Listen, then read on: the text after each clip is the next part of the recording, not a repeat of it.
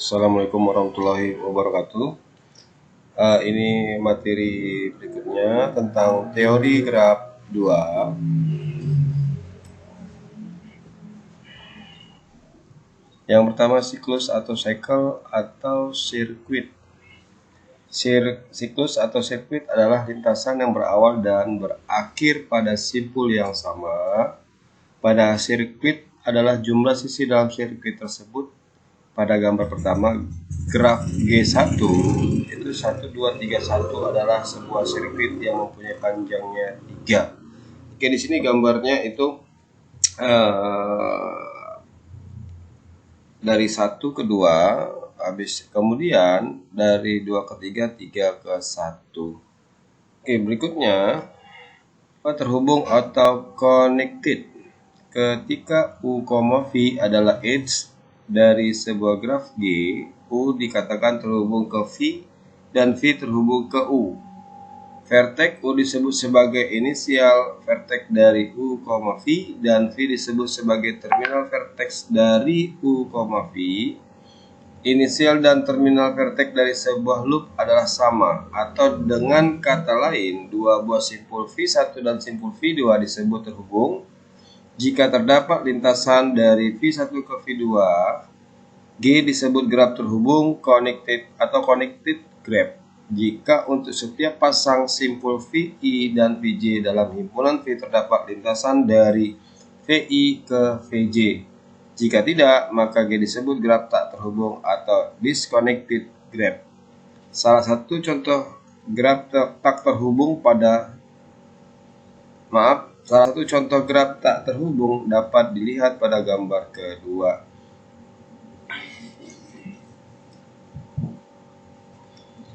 Gambar ketiga di sini adalah graf terhubung kuat dan terhubung lemah. Graf berarah G disebut graf terhubung kuat atau strongly connected graph apabila setiap pasang simpul sembarang U dan V di G terhubung kuat. Kalau tidak, G disebut graf terhubung lemah. Hal ini bisa dilihat pada gambar ketiga. Di sini graf terhubung terkuat dia secara vertikal. Yang graf terhubung lemah itu dia berbentuk kayak seperti piramida dan vertikal. Dan graf terhubung kuat dia tidak membentuk vertikal ataupun dia seperti membentuk tegak lurus. Atau subgraf. Misalkan G sama dengan V, E adalah sebuah graf. G1 adalah V1, I1, E1 adalah upagraf atau subgraf dari G jika V1 subset V dan E1 subset E. Komplement dari upagraf G1 terhadap G adalah graf G2 sama dengan V2, E2. Sedemikian sehingga E2 itu sama dengan E kurang E1 dan V2 adalah himpunan simpul A yang anggota-anggota E2 bersisian dengannya. Misalnya pada gambar 4, gambar B merupakan upagraf dari G1, sedangkan gambar C adalah komplement dari upagraf pada gambar B. Oke, perhatikan G1 itu graf G1. Jika panjang 1 ke 2 dan 2 ke 6 dihilangkan, itu sebuah upagraf. Sementara itu 1 ke 2, 2 ke 3, 2 ke 6 itu merupakan komplement dari upagraf. Komponen graf atau cognitive komponen adalah jumlah maksimum upagraf terhubung dalam graf G. Misalnya pada gambar kelima, graf G mempunyai 4 komponen. Oke, di sini perhatikan gambarnya. Pada graf berarah komponen terhubung kuat atau strongly connected komponen adalah jumlah maksimum upagraf yang terhubung kuat. Pada gambar 6, graf mempunyai 2 komponen terhubung kuat.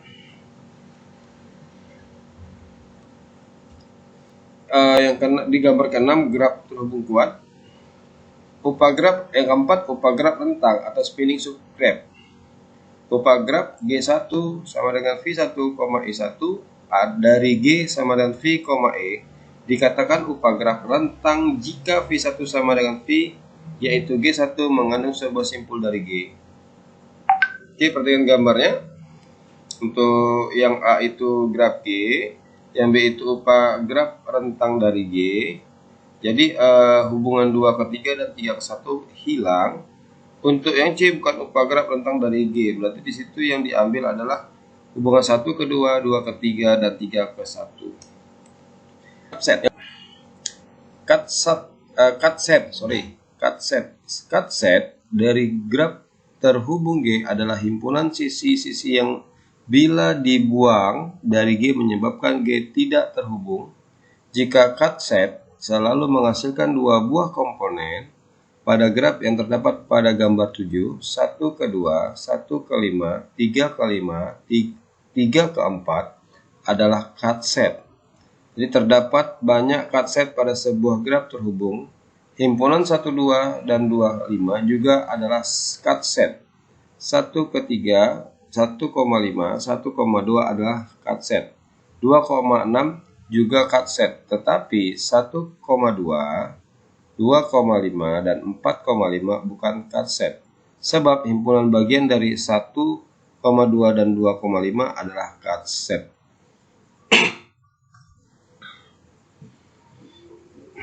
Oke, di sini perhatikan gambarnya.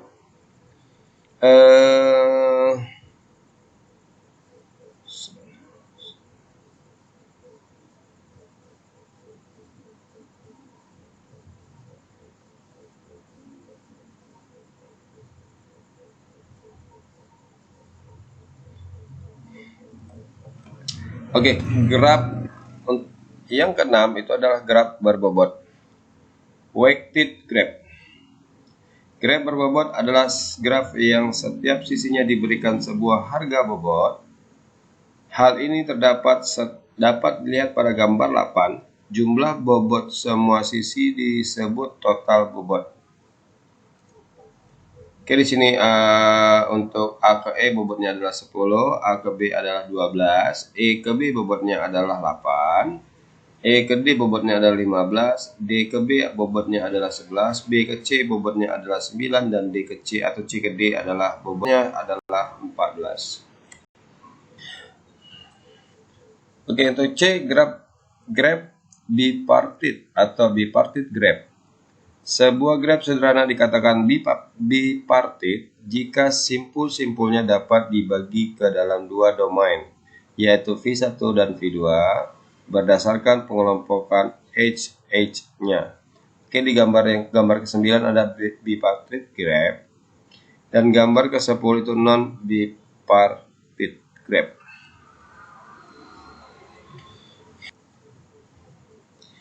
Yang D, graf isomorfik atau isomorphic graph. Dua graf dikatakan saling isomorfik jika sebuah graf tersebut sama tetapi secara geometri penggambarannya berbeda. Jadi definisi 83, dua buah graf G1 dan G2 dikatakan isomorfik jika terdapat korespondensi satu-satu antara simpul-simpul keduanya dan antara sisi-sisi keduanya, sedemikian sehingga jika sisi E bersisian dengan simpul U dan V di G1, maka E yang berkorespondensi dengan G2 juga merupakan sisian untuk simpul U dan simpul V di G2.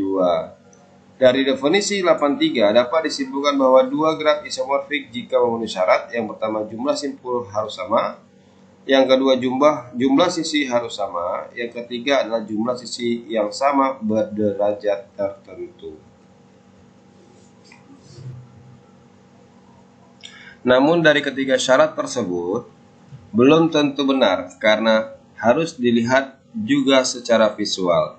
Pada gambar 11 terlihat bahwa G1 isomorfik ke G2 tetapi tidak isomorfik ke G3. Artinya di sini di gambar G3 itu tidak ada hubungan antara W ke X atau XW dan V ke Y. Graf planar adalah graf yang dapat digambarkan pada bidang datar dengan sisi tidak saling memotong atau bersilangan. Jika tidak, maka dinamakan graf planar tak planar. Hal ini bisa dilihat pada gambar 12A dan B. Graf planar yang digambarkan dengan sisi-sisi yang tidak saling berpotongan disebut graf bidang. Misalnya dapat dilihat pada gambar 12A dan C.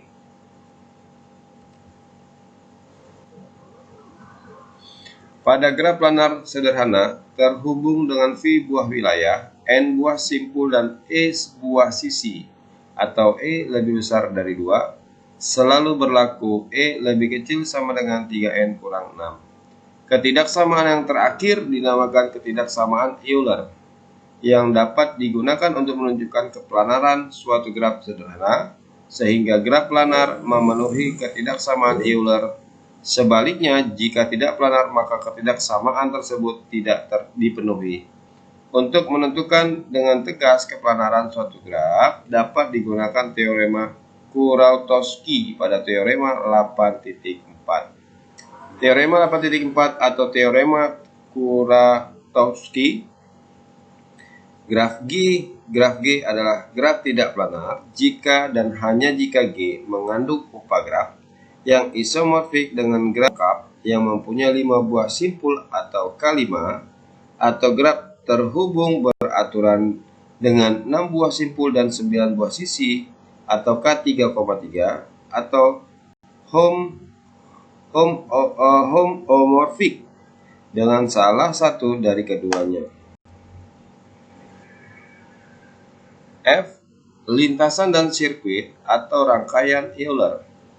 Lintasan Euler adalah lintasan yang melalui masing-masing sisi di dalam graf tepat satu kali. Rangkaian Euler adalah rangkaian yang melalui masing-masing sisi tepat satu kali.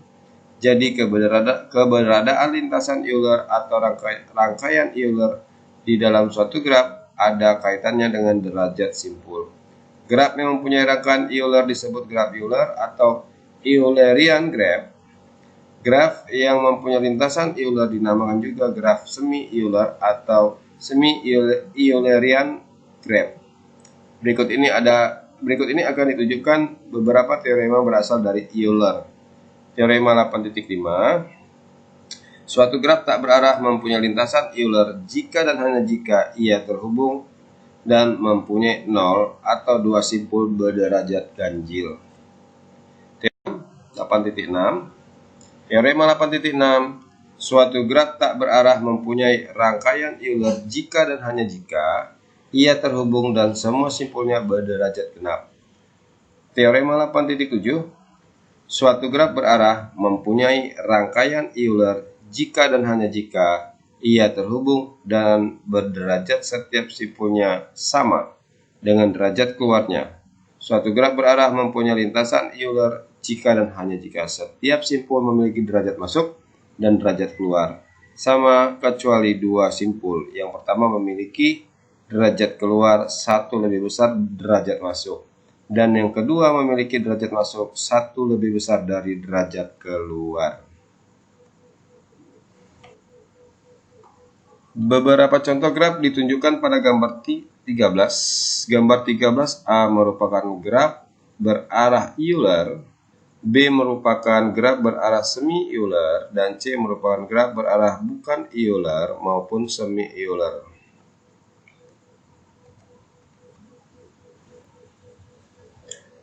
G. Lintasan dan sirkuit atau rangkaian Hamilton. Lintasan Hamilton adalah lintasan yang melalui setiap simpul dalam graf tepat satu kali. Rangkaian Hamilton ialah rangkaian melalui tiap simpul di dalam graf tepat satu kali, kecuali simpul asal atau sekaligus simpul akhir yang dilalui 2 kali. Graf yang memiliki rangkaian Hamilton dinamakan graf Hamilton, sedangkan graf yang hanya memiliki lintasan Hamilton disebut graf semi-Hamilton. Berikut ini akan diberikan syarat cukup agar suatu graf bisa disebut sebagai graf Hamilton, seperti terdapat pada teorema 8.8. Jadi teorema 8.8, syarat cukup supaya graf sederhana G dengan N lebih besar sama dengan 3 buah simpul adalah graf Hamilton ialah bila derajat tiap simpul paling sedikit N/2, atau yaitu degree V lebih besar sama dengan N per 2 untuk setiap simpul V di G.